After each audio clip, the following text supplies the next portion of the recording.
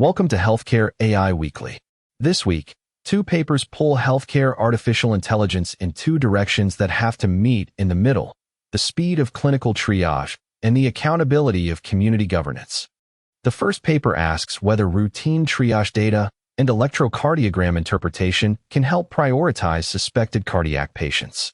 The second asks who should shape artificial intelligence in healthcare systems, especially when communities have long histories of extractive data practices.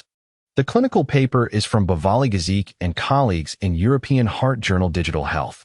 It studies 600 suspected cardiac emergency department records. The useful teaching point is multimodal clinical artificial intelligence, structured triage data, plus electrocardiogram interpretation. Figure 1 shows the workflow. Think of it as 3 lanes. One lane learns from routine triage information, one lane learns from ECG interpretation, and the final lane combines both. This is not a chatbot paper. It is a workflow prioritization paper. Figure 4 is the core evidence visual. It compares receiver operating characteristic curves for the fusion model. In plain language, the paper reports that combining triage information with ECG interpretation improves the model's ability to separate more urgent from less urgent cases. The performance table makes the story concrete. The fused approach reports higher precision and F1 scores than the earlier single-source phases. But this is exactly where we should slow down. Retrospective model performance is a signal to validate, not a license to deploy blindly. Table 8 translates performance into outcome categories: major adverse events, ward admission, and discharge. These numbers are impressive within the study. The caveat is equally important.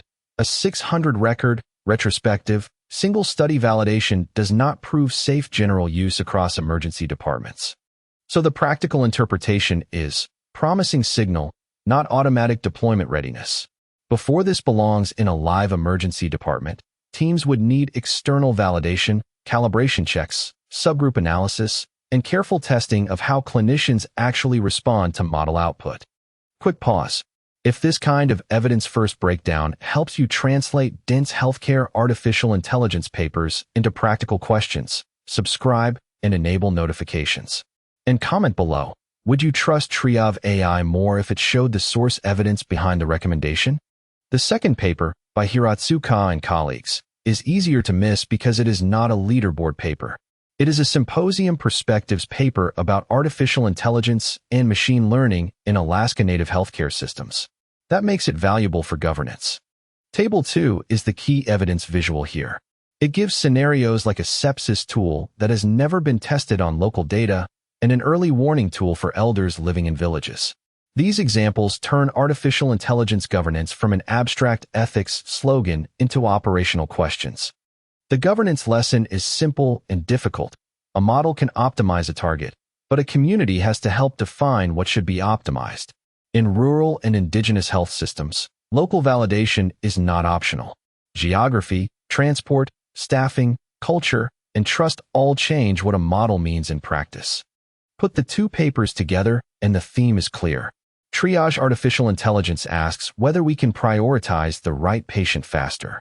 Governance asks who decides what right means. The future of healthcare artificial intelligence needs both workflow safety and community trust designed together.